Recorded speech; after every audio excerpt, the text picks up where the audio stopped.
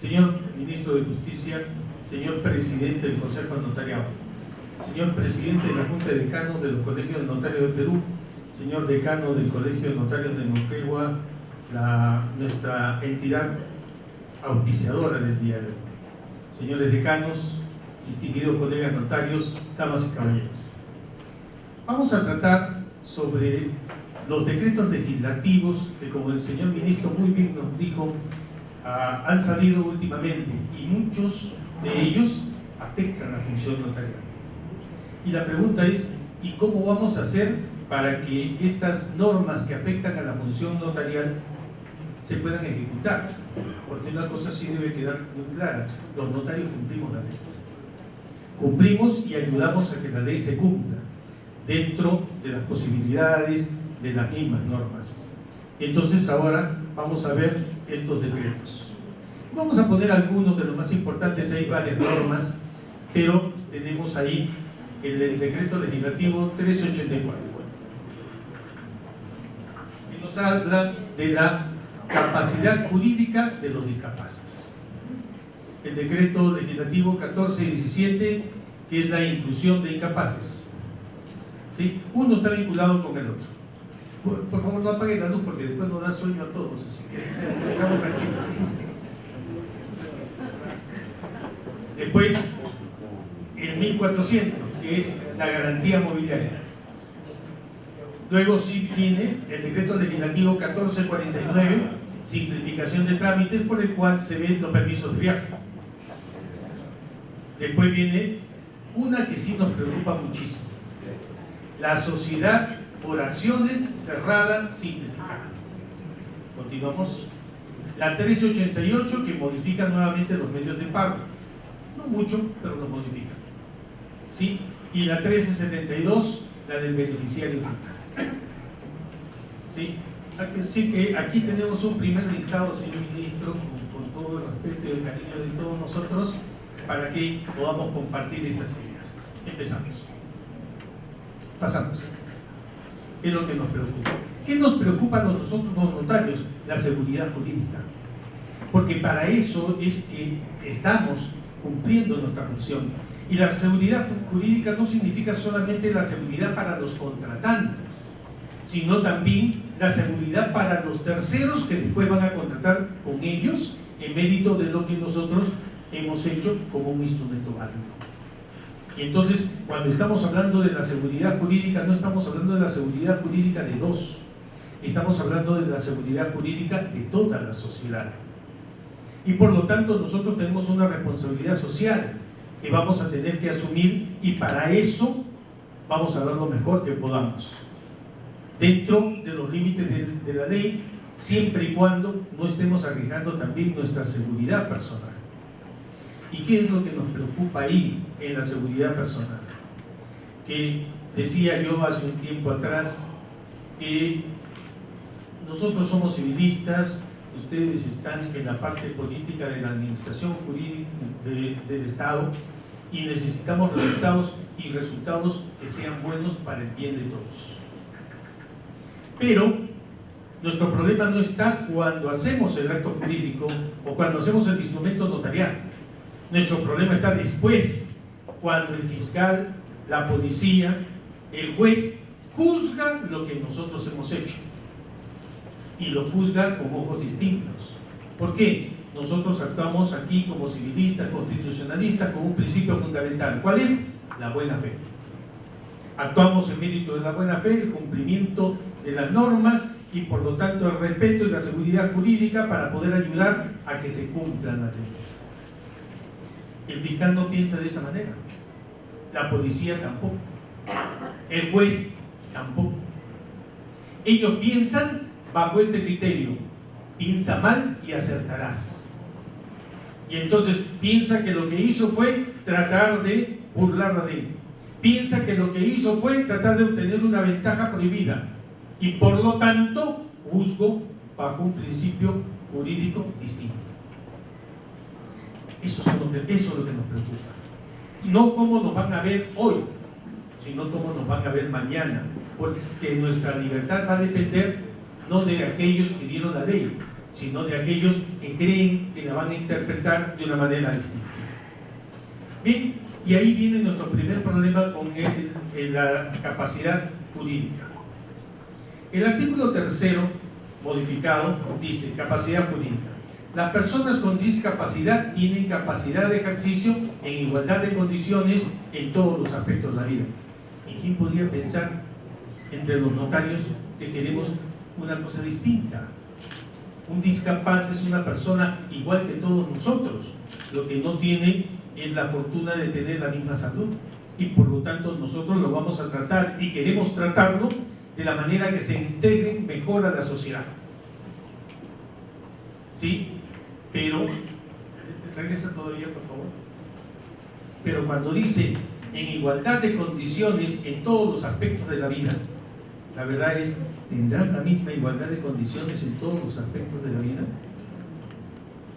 Porque ya no estamos hablando de aquel que le falta una pierna y necesita una muleta o necesita una silla de ruedas, o una persona que ha tenido pérdida de las cuerdas vocales y que por lo tanto necesita un amplificador para hablar y poderlo escuchar, o una persona que habiendo sufrido un derrame cerebral le es difícil comunicarse y expresar su voluntad, pero sí sabe lo que quiere, y nosotros sabemos que es así. Y entonces, si pensamos que están en las mismas condiciones, la verdad es que no lo están. Pasamos ahora sí. 384. Y el tema de discapacidad hay que entenderlo, porque todos nosotros tenemos algún discapacitado en nuestra familia. Sea, como dije hace un momento, porque tiene problemas para poder caminar, en cuyo caso estamos ahí para darle las facilidades. Gracias.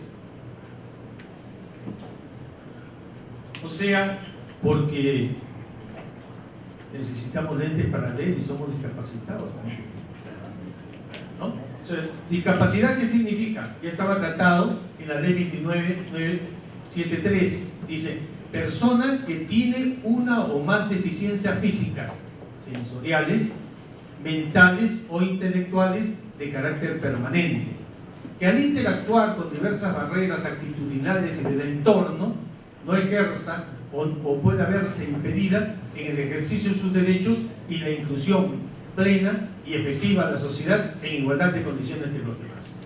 Estamos hablando, por ejemplo, de los jóvenes o adultos Down que tienen algún proceso de adaptabilidad y que la sociedad sí los ve, pero no quieren contratarlos como empleados, no quieren darles las facilidades, no quieren darles las oportunidades, ¿no? O aquellos chicos que son autistas y que están metidos en su mundo y que de repente son más inteligentes que todos nosotros juntos, y sin embargo tienen algunos aspectos en su vida que hacen difícil esa comunicación, se aíslan.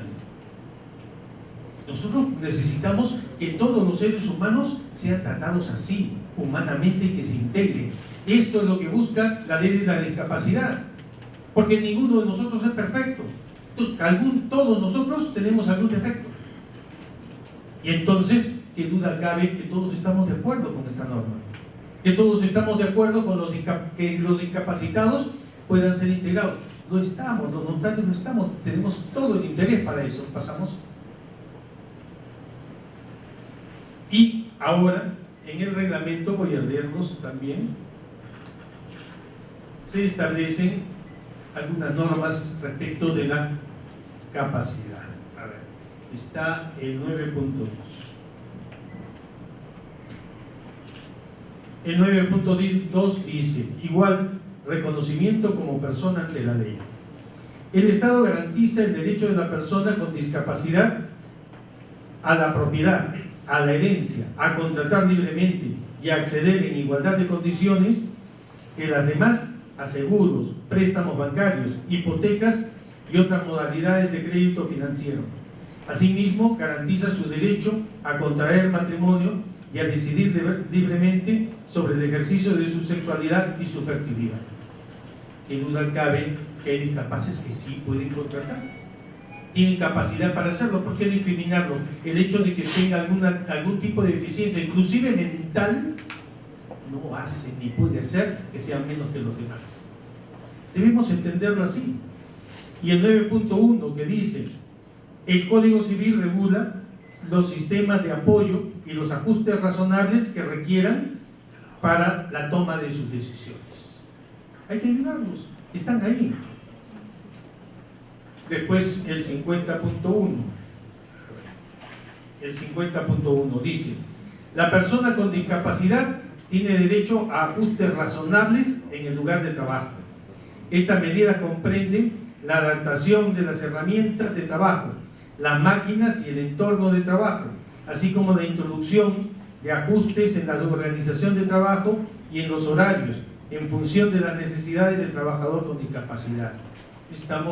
Tenemos a un discapaz que necesita silla de ruedas, entonces no se puede parar para contar cosas, habrá que ponerle una mesa más baja. Hay que hacerle los ajustes razonables, o un canal de comunicación mucho más seguro para que ruede de ida y venida y no pueda perder el control. Esos son los conceptos por los cuales nosotros tenemos que ayudar para que todos nos sintamos incluidos, por nuestra propia espiritualidad, porque somos seres humanos. Nuestro problema no está en eso. Nuestro problema está en el incapaz que no tiene capacidad de discernimiento. Esa capacidad de discernimiento, que es parte de la función que nosotros tenemos que regular y que es lo que los jueces y fiscales nos van a juzgar después, es lo que a nosotros nos preocupa realmente. Pasamos.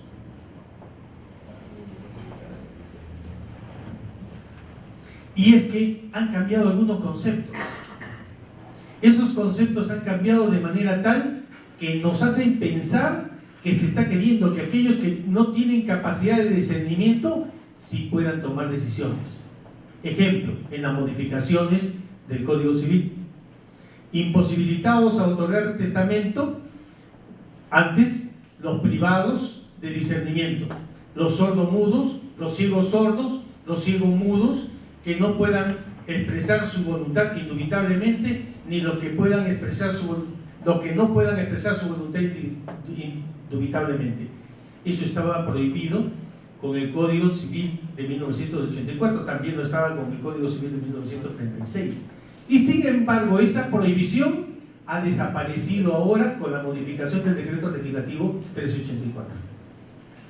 Y entonces nos hace pensar entonces que una persona privada del discernimiento sí podría otorgar un testamento. Esas son las dudas que nosotros tenemos. El artículo 44, inciso 9. El artículo 44, inciso 9, nos habla también de lo que tiene capacidad relativa. ¿Y quién es? Una persona que está en coma y que no despierta del coma, y que a través de su representante, que es un apoyo, puede firmar un contrato. Ese es nuestro problema.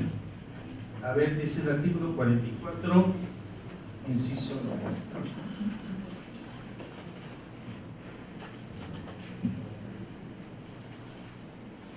Capacidad de ejercicio restringida. Tienen capacidad de ejercicio restringida las personas que se encuentren en estado de coma, siempre que no hubieran designado un apoyo con anterioridad. Entonces nos preocupa, y yo estoy seguro que es la mejor intención. ¿Cómo encontramos la solución, el equilibrio al problema? Eso es lo que tenemos que ver ahora. Antes, el testamento de un enfermo mental con interdicción declarada era nulo. Lo declaraba así expresamente el Código Civil de 1984. Esa nulidad ha sido eliminada con el Decreto Legislativo 1384. Sí, gracias. Y entonces son fuertes nuestras dudas para la función notarial. Pasamos. Bien, pero vamos a ver que en realidad esas preocupaciones, si les damos las interpretaciones correctas, no van a ser tan graves.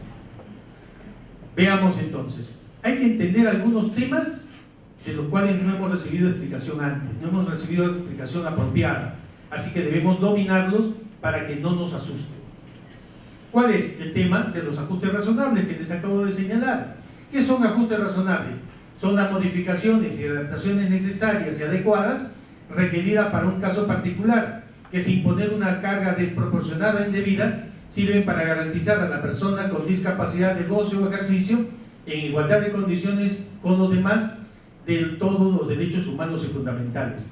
Y en el caso de nuestra función notarial, si viene una persona que no tiene cuerdas vocales y habla con el estómago y tiene un amplificador y nos dice cuál es la voluntad, nosotros quedamos convencidos de que es exactamente lo correcto. ¿Le permitimos firmar la escritura? Sí, claro. Le permitimos firmar la escritura. Si necesita subir con un ascensor pequeño para poder llegar al segundo piso, habrá que poner el ascensor pequeño para que llegue al segundo piso. Entonces, cuando hablamos de ajustes razonables, no estamos hablando de algo que se ha inventado con el propósito de burlar la voluntad de aquel que es el que otorga la escritura, sino más bien para ayudarlo a que su voluntad sí sea trasuntada y conocida por todos los demás. Tema acabado de los ajustes razonables, perfectamente viables, aceptables por nosotros. Pasamos. El apoyo. El apoyo. Vean ustedes, todos nosotros conocemos el concepto de apoyo, lo que pasa es que no con ese nombre. A nuestro padre, nuestra madre, nuestra tía, nuestro tío o alguna persona que nosotros conocemos llega a tener 70, 80 años de edad y necesita ir a cobrar su pensión todos los meses. ¿Y que va a ir solo? No, va acompañado con alguna persona que lo ayuda, le maneja su tarjeta, cobra su dinero, lo deposita y después van y hacen las compras que tengan que hacer, regalan lo que tengan que regalar, comen lo que tengan que comer. Ese es su apoyo. Ese es el concepto de apoyo. Apoyo son formas de asistencia libremente elegida por una persona mayor de edad para facilitar el conocimiento de sus derechos, incluyendo el apoyo en la comunicación, en la comprensión de los actos jurídicos y las consecuencias de esto y la manifestación e interpretación de la voluntad que requiere el apoyo. Y los notarios todo el tiempo estamos tratando con aquellos viejitos que necesitan a alguien que los ayude y que de repente cuando nosotros le explicamos no entiende, entonces le dice, explíquele usted, y le explica y el otro se entendió, o no sabe expresarse y nos explica a nosotros lo que quiere decir. Ese es un apoyo, y ese apoyo bienvenido, no solamente, no es nuevo, es algo que nosotros mismos hacemos en la práctica, en la vida diaria. Pasamos. Pero eso sí, el apoyo no es un curador, el apoyo no toma la decisión por la persona, no le dice lo que él quiere que haga, es un facilitador, es alguien que va a ayudar a la persona a que haga lo que quiere, no hacer lo que él quiere y que la persona mayor esté sometida a él. Un concepto totalmente distinto. No es un curador, es un facilitador, es una ayuda. Pasamos. Y lo dice la propia ley. El apoyo no tiene facultades de representación. No tiene facultades de representación. No es un representante. Es solamente un intérprete, un ayudante. Y aquí es donde vienen nuestros problemas. Salvo en los casos en que ellos establezcan expresamente por decisión de la persona con necesidad de apoyo o el juez, en caso del artículo 659. Y en ese caso el apoyo sí va a decir en nombre de aquella persona a quien está ayudando qué es lo que esa persona quiere, aunque no sea verdad. Ahí es donde empiezan nuestros problemas. Pasamos. Entonces ahí no está actuando como apoyo, ahí está actuando como un representante, como un apoderado, está actuando bajo las reglas del Código Civil, ya se fue más allá, además de apoyo, es un representante. No confundamos las cosas, eso nosotros lo tenemos claro, tenemos que establecerlo de esa manera. Entonces, si actúa con una representación convencional porque aquel que es el que la persona que necesita el apoyo le dio la representación, será con un poder, va a ser con escritura pública. O segundo, pase, mediante la representación por mandato judicial, que es lo que dice. Pero ya no está actuando como apoyo, está actuando como representante, como apoderado, hablando en nombre de otro, porque el apoyo en sí mismo no habla en nombre de otro. Explica, facilita, hace entender lo que aquella persona a la cual apoya quiere decir. Y entonces, cuando la ley nos dice que ese es un apoyo, en realidad se está quedando corta la ley. Lo que ha querido decir es que además de apoyo, es un representante. Pasamos. ¿Y quién nombra a ese tercero, a ese apoyo? Nombramiento judicial, establece la ley, o nombramiento notarial. Bien, vamos por lo fácil.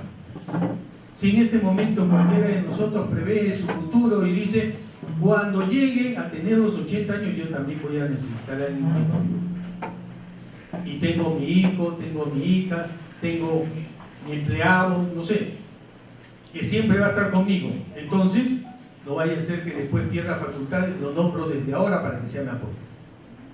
Es un acto de previsión, es un acto por el cual la persona que está en la capacidad de sus funciones está nombrando a ese apoyo. ¿Correcto? Y si esto es así y lo puede hacer por el notario, ¿cuál es la mejor manera de hacerlo?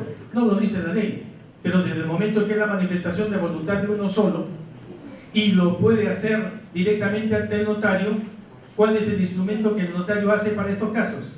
Escritura pública. Listo, solucionado el tema.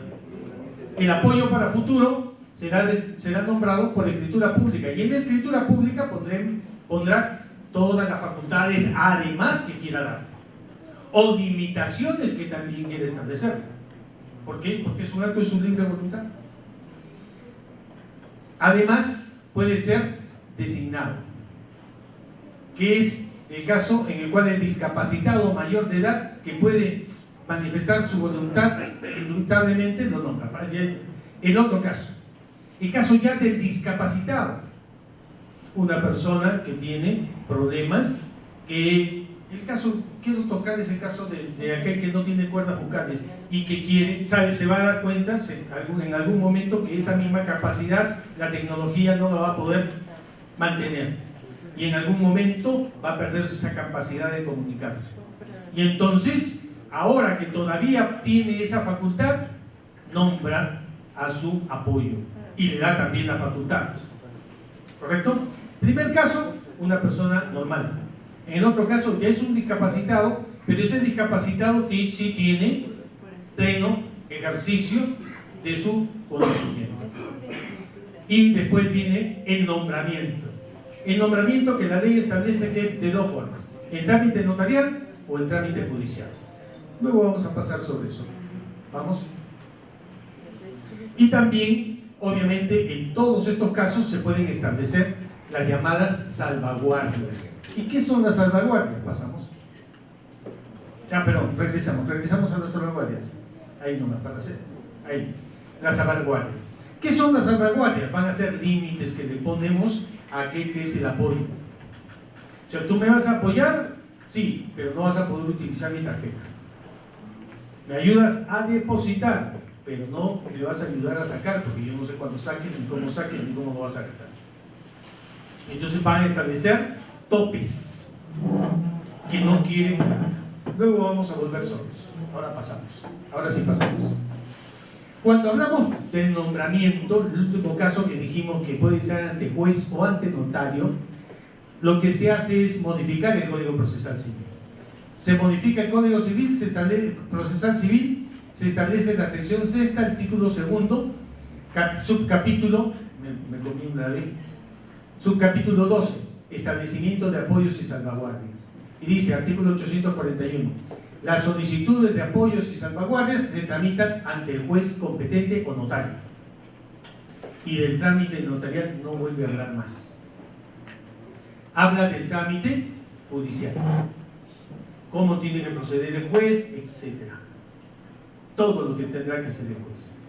¿Y qué hacemos los notarios entonces si queremos ayudar? Porque no está regulando la función notarial. Obviamente se va a tratar de un asunto no contencioso de competencia notarial que va a tener que terminar o en un acta o en una escritura, porque son los instrumentos notariales que el notario hace, pero no lo dice.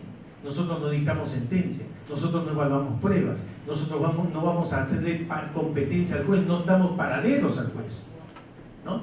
La función del juez y el notario es distinto. El juez tiene ius imperium, el notario no tiene ius imperium. Entonces, el papel de la forma del nombramiento de aquel que sí es incapaz, que necesita un apoyo, no ha quedado claro. ¿Cómo lo solucionaremos? Pasamos, sigan, mediante directivas. Tendremos que sentarnos. No es la primera vez que nos pasa. En el año 1996, cuando salió el decreto de la ley 26662, todo el mundo nos decía que nosotros debíamos actuar como jueces y que ya nos estaban viendo haciendo comparendos y evaluando pruebas. Y cuando nos reunimos en el Congreso dijimos, el notario no es juez, no compite con el juez ni quiere ser juez. Nosotros somos notarios, nosotros vamos solamente a la forma de los actos jurídicos y establecimos cuál era la forma de actuar de los notarios tratándose de los asuntos no contenciosos de competencia notarial. Hagamos un congreso, reunámonos todos, establezcamos cuáles son la metodología, los métodos que debemos utilizar y la terminología notarial y hagamos lo posible.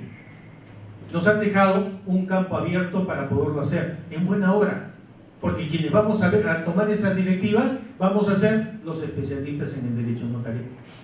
Así que nos dijo, creo, nuestro presidente del Consejo Notariado o el señor ministro, no sé, aprovechemos el problema que se nos ha vuelto a nosotros una oportunidad. Esta es la oportunidad para nosotros poder regular y darle a la sociedad lo que necesita para aquellos discapaces que no pueden expresar su voluntad libremente. Pasamos. Y las salvaguardias, ahora sí volvemos. Las salvaguardias, dice el artículo 659F, son medidas para garantizar el respeto de los derechos, la voluntad y las preferencias de la persona que recibe el apoyo. Prevenir el abuso y la influencia debida por parte de quien brinda tales apoyos, así como evitar la afectación o poner en riesgo los derechos de las personas asistidas. Puede decir, yo no quiero ir a un asilo, moriré en mi casa. ¿No? Como muchos de nuestros padres, abuelos han dicho, moriré en mi casa, viviendo solo aunque sea, pero moriré en mi casa. Y entonces establecerá cuáles son los límites por los cuales ese apoyo puede actuar e inclusive cuáles son los límites de la representación que le haya conferido. Porque hay apoyo sin representación, que solamente es un intérprete, y hay apoyo con representación, en el cual no solamente es un intérprete, sino habla por él y toma decisiones. Pasamos. Bien, ¿qué nos asusta a nosotros? Que nos metan en la cárcel, obviamente, y no va a suceder si nosotros actuamos exactamente como la ley lo pide y como la ley del notariado nos lo autoriza. No vamos a ayudar dentro de la ley. Y entonces, una cosa que no ha cambiado es el artículo 54 de la ley del notariado, el inciso H. ¿Cuál es el inciso H? En la introducción se expresará, y es lo que nos corresponde a nosotros y nos ha correspondido siempre como notarios, dar la fe de la capacidad, libertad y conocimiento con que se obligan los otorgantes. Y si ese discapacitado no tiene entonces discernimiento, por más que querramos ayudarlo, no le podemos aceptar que firme la escritura pública. Ese es el límite. Ayudemos en todo, por supuesto, ayudemos en todo. Pero si nos damos cuenta que no tiene capacidad de ejercicio, que no actúa libremente y que no entiende, estaríamos entonces nosotros actuando en contra de nuestra propia ley. Ese es nuestro límite, ahí es nuestro freno. Ayudamos en todo, mientras no infringamos nuestra propia norma. Y esta es una norma especial porque está dirigida exclusivamente al notario para el caso de las escrituras y los instrumentos protocolares. Y la conocemos perfectamente. No la conocemos de hoy día, la conocemos de siempre. Nadie tiene que explicarnos cómo lo vamos a hacer. Entonces, nuestro límite para ayudar está siempre y cuando no estemos entonces en realidad comprometiendo el patrimonio, la forma de ser de aquel que es a quien queremos ayudar. Estamos para ayudar, no para perjudicar. Y si acaso no tiene capacidad, entonces nosotros no podremos decidir en realidad por él si lo estamos ayudando o lo estamos perjudicando. Y en ese caso, ¿qué tenemos que hacer? En ese caso de duda, ¿qué tenemos que hacer los notarios? abstenernos.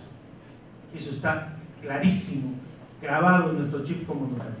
Bien, entonces vamos a colaborar de acuerdo con nuestras funciones y recordemos siempre, ese apoyo va a tener dos tipos de apoyo. Uno, solamente el intérprete, y otro, además de intérprete, representante. Y no le tengamos miedo, porque ahí va a estar actuando como un representante apoderado con las facultades que le establece el Código Civil. Y vamos para adelante. ¿Listo? Pasamos. Y entonces ya no fue fácil solucionar el problema y no hay nada que temer con el artículo 3, con el decreto legislativo 384. Es solamente entenderlo, poner de nuestra parte para ayudar y entender cuál es nuestro límite. Conocer exactamente la figura jurídica que corresponde. Y ahora nos vamos al 1417, que es la designación de apoyo para las personas adultas, ahí me equivoqué, mayores, para el cobro de pensiones. Ustedes saben que se había dictado el decreto legislativo 1310 para ayudar a cobrar las pensiones de aquellos que no pueden, pues, y nos pasan. Una persona viene durante 10 años a hacer su poder fuera de registro con nosotros para que su hijo vaya y cobre. Y le decimos, señor, de un poder por escritura pública. No, ¿cuánto me cuesta el poder por escritura pública? 150 soles, 200 soles. ¿Y cuánto me cuesta el poder fuera de registro? 50 soles fuera de registro. Y no se da cuenta que en 10 años ha pagado 500 soles, cuando podía haber pagado 150 soles por una sola escritura y para toda su vida. Pero no lo podemos convencer, porque el viejito viene todos los años, y después resulta que ya no lo podemos ayudar porque ya no tiene capacidad. No puede venir, o lo peor, más grave, ya no puede expresar su voluntad indubitablemente. No, yo estoy seguro que a ustedes les ha pasado, a mí también, y con mucha pena, y no he podido ayudar. Porque tiene su problema de justicia. Nosotros no estamos ahí para hacer justicia. Nosotros estamos en el notariado para revestir de forma, de solemnidad al acto jurídico. Pero nos da pena, pues. Y gracias a Dios se dictó el decreto legislativo 1310 y se le permitió allí establecer un curador especial para que se cobre, para que puedan cobrar sus pensiones, sus devengados, etc. Y empezó a solucionarse el problema. He hecho varios, no sé cuántos habrán hecho ustedes, pero cada vez que veía esos viejitos y la familia que se iba contenta de que ya podían ir a cobrar y con eso pagarle la alimentación al pobre viejito, entonces sentía que en realidad estaba cumpliendo con mi función.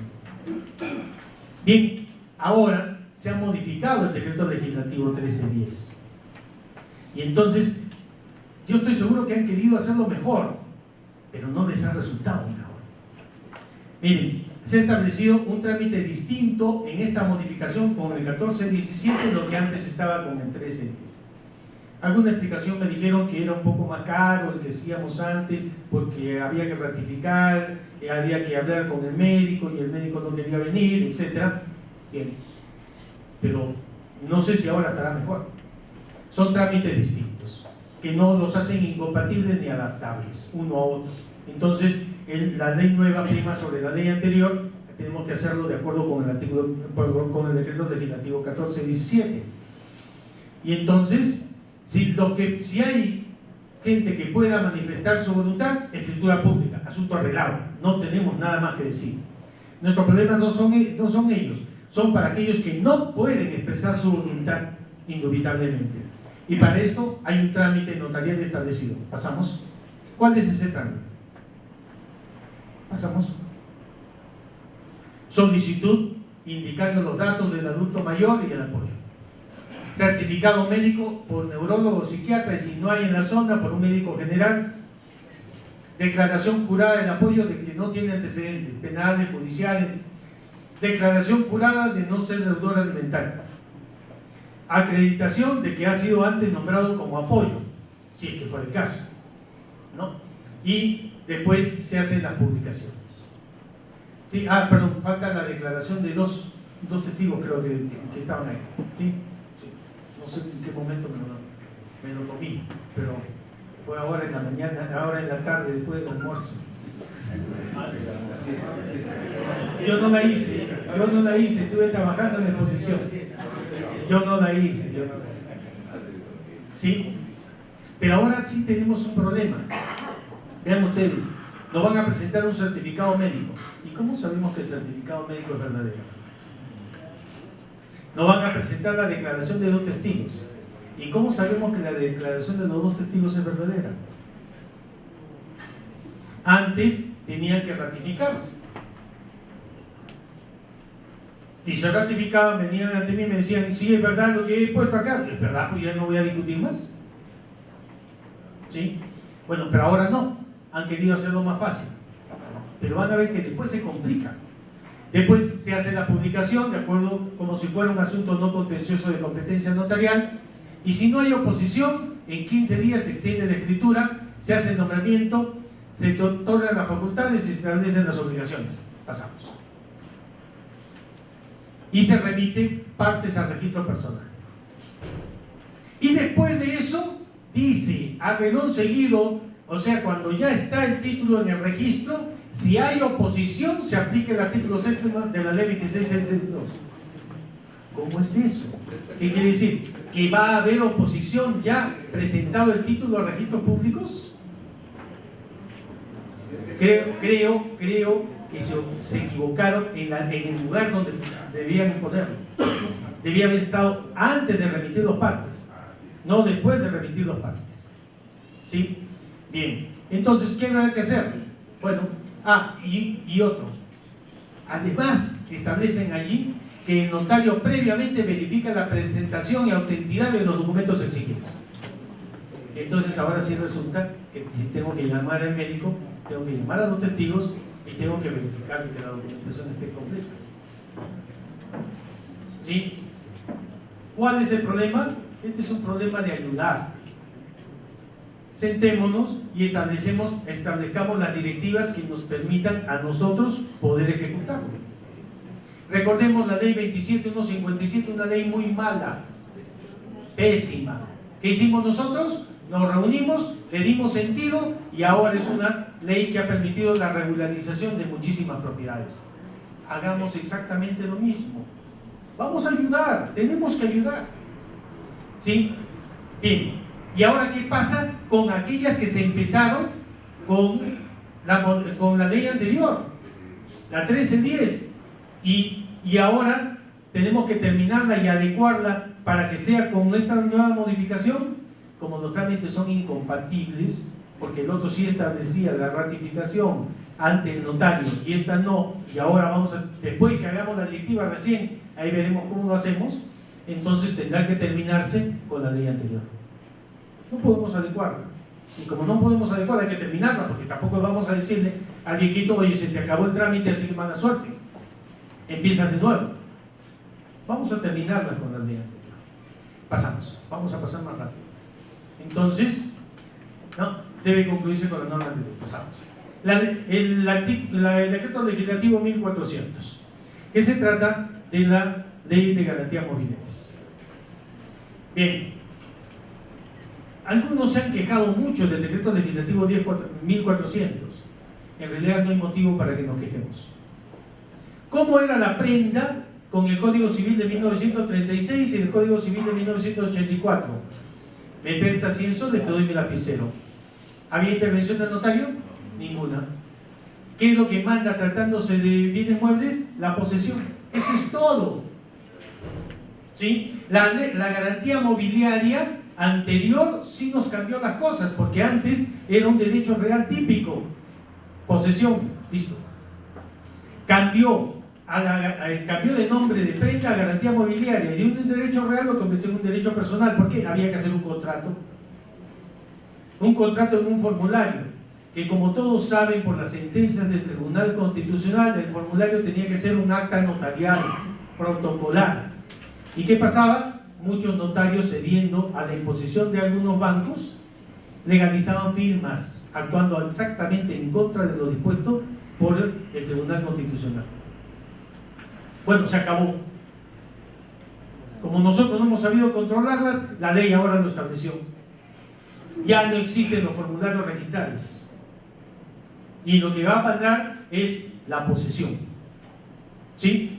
Pero les establece que la constitución de la garantía tendrá que ser por escrito, bajo sanción de nulidad, y deja a los interesados que establezcan cuál es el tipo de escrito, por escritura pública, contrato con firmas legalizadas, firmas digital, etc. ¿Listo? ¿Alguna queja contra esto? Ninguna, más bien bienvenido, porque en algunos casos sí querrán hacerlo por escritura pública, o por lo menos con firmas legalizadas. Bienvenidos. Y cuando es sin posesión, lo que antes se llamaba como prenda sin desplazamiento, ¿sí?, se hace de la misma forma. Ningún problema al respecto, ¿no? Y estos casos se van a anotar en el sistema informativo de garantías mobiliarias. Esto se va a demorar porque hay que sacar una licitación, hay que aprobar el reglamento, van a pasar por lo menos 240 días. Que pase lo que tenga que pasar, porque está de todas maneras la posesión en la que está mandando. Así que si sale o no sale en el reglamento del sistema, hemos vuelto a aquello que nos da la seguridad, tratándose de bienes muebles, la publicidad, que es la posesión. Pasamos. Y aquí viene. Pero hay bienes muebles que se inscriben en registros jurídicos. Y cuando se trata de registros jurídicos dice: las disposiciones del presente decreto legislativo no se aplican a los actos inscribibles en los registros jurídicos de bienes. De existir un conflicto de normas, las disposiciones sobre los registros jurídicos de bienes tienen prevalencia con respecto a este decreto legislativo. Entonces, como todas las inscripciones en registros públicos, artículo 2010 del Código Civil, se hace en mérito de escrituras públicas, todas las garantías mobiliarias respecto de bienes inscribibles en el registro tendrán que ser por escritura pública. Así que, para mí, me parece una solución jurídica muy buena, que acabó con la tergiversación de lo que era antes un derecho real mal entendido. ¿Pasamos? Pasamos. El decreto legislativo 1449 sobre los permisos de viaje. Se modifica el artículo 5 del decreto legislativo 1310. Y esto es solo cuando uno de los padres ha fallecido, es decir, sea matrimonial o extramatrimonial, solamente queda un padre. O uno solo lo reconoció, en el caso de los extramatrimoniales. En los extramatrimoniales, ¿quién ejerce la patria potestad? Solo el que lo reconoció. Punto. El otro no existe. ¿Sí? Entonces me parece muy bien. La vigencia es indeterminada. Ahí es donde vienen los problemas. Pero revocable. Y entonces vamos a dividir las cosas para encontrarle solución. Hay permisos que son nacionales y hay permisos que son para casos viajes internacionales. Para los nacionales veremos cómo se tiene que hacer. Nos juntaremos, haremos las directivas del caso, no sé si será por escritura pública una sola vez, renovable, yo no sé. Nos pondremos de acuerdo y saldrá. Punto. Pasamos. Los internacionales son nuestro problema. Pasamos. ¿Y por qué son nuestro problema? Porque además de estar regidos por el decreto legislativo 1310, estamos regidos también por el decreto legislativo 1350 y el reglamento, que es el de migraciones. Y migraciones nos establece típicamente cómo tenemos que actuar en los permisos internacionales. La autorización es de ambos padres, si es que viaja sin los padres, o del otro padre si es que está viajando con uno de ellos. Si uno falleció, pues la patria potestad se acaba por muerte. Entonces la patria potestad se trasladó solamente al otro, basta ese para que dé el permiso. Y debe ser otorgada ante notario peruano o cónsul. Y al momento de hacer el permiso de viaje nos establece qué tenemos que consignar en el permiso de viaje. Datos de quién será responsable el menor. O sea, con quién va a viajar, quién va a ser responsable durante todo el viaje. Datos del responsable cuando esté afuera, en la estadía. Pasamos. Documento de identidad del menor, constancia de fallecimiento del padre, que no participa si fuera el caso, ¿no? Y debe registrarse todo ante la entidad migratoria. ¿Qué quiere decir? Que ahí tenemos que hacer un permiso de viaje por cada viaje. No hay forma. No hay forma. Lo que puede hacer es que uno de los padres, tratando de ayudar, uno de los padres deje autorizado todos los viajes de una vez para que el otro solo tome la decisión. No, yo sé, hay padres que quieren deshacerse después de los hijos, entonces basta con que firmen una vez y ya está, ¿no? Y el otro puede ejercer. Pero todos esos datos tendrán que ser completados uno por uno, no se puede hacer uno indefinidamente. Lo veremos también en una electiva. Pasamos porque me queda poco tiempo, ya tengo tarjeta amarilla. Ya. Nuestro problema está en las sociedades por acciones cerradas simplificadas. Este es un nuevo tipo societario, que si bien es cierto se parece a que ya está conocido, pero se establece como nuevo. Y como nuevo, entonces se establece la forma de constituir. La forma de constituir es sin intervención notarial. No hay matricidad, no hay fe de la libertad, capacidad ni entendimiento de lo que constituye la sociedad. No hay comprobación de los aportes. Y entonces, no sé cómo va a funcionar eso. Pasamos.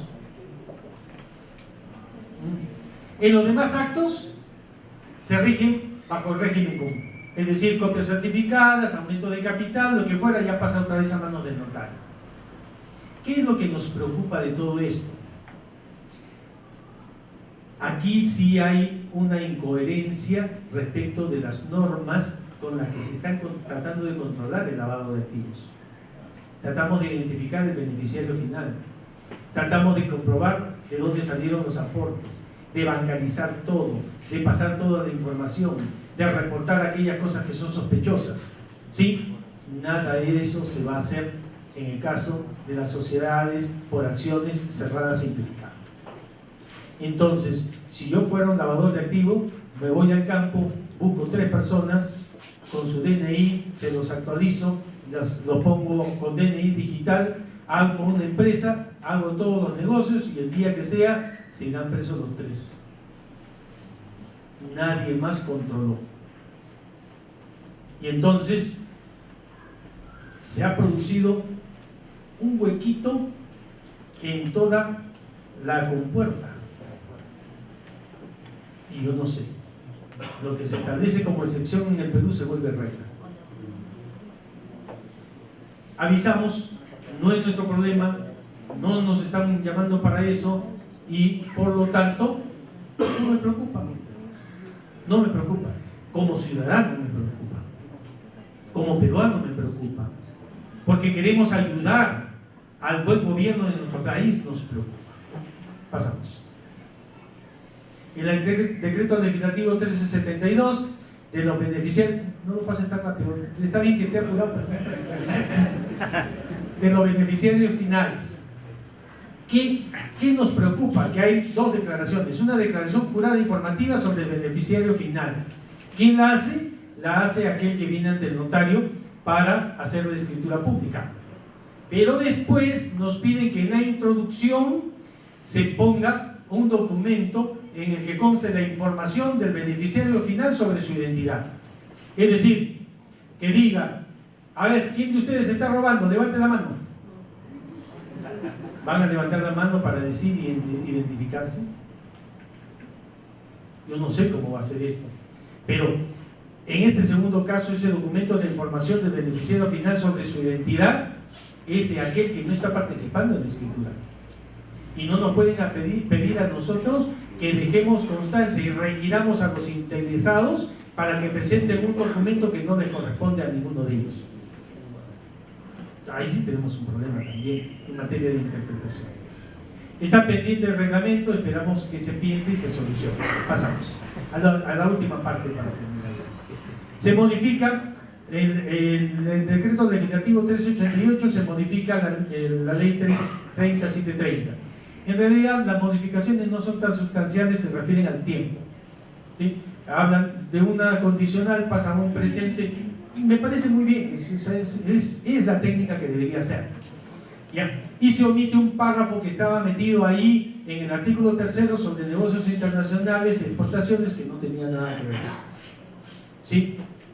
Pero una vez que se ha hecho eso, y me parece bien, ha quedado esto notorio, que antes pasaba un poco desapercibido por la cantidad de palabras que se usaban. Dice, no están comprendidas en el presente artículo las operaciones de financiamiento con empresas bancarias o financieras no domiciliadas. ¿Qué quiere decir esto? Que las no domiciliadas no están obligadas a usar medios de pago. Ergo, las entidades bancarias domiciliadas sí están obligadas a utilizar medios de pago. No nos debe quedar absolutamente ninguna duda, porque cuando en la ley 3730 se establecía, y después también en el decreto legislativo 1388 se establecía quiénes son las entidades que están exoneradas, decía los pagos que se hagan a las entidades financieras. Es decir, cuando yo pago a la entidad financiera, pago con efectivo, pago con todos mis reales y pago 50.000 soles en efectivo y ellos me lo van a recibir. Después ya se dé la declaración, me reportarán a la UIF, me buscarán, eso es otra historia. Pero el pago con efectivo a los bancos no está reprochado. Es materia de investigación. ¿Sí? Pero los bancos querían hacer entender que todos los pagos que le hagan a ellos y lo que ellos hacen no están comprendidos. Y no es así. Ahora, con mayor razón. Solo los no domiciliados son los que están exonerados. Los domiciliados sí están incursos en la ley 3730. Muy bien, y con eso hemos terminado nuestra lista. Por ahora. Muchas gracias.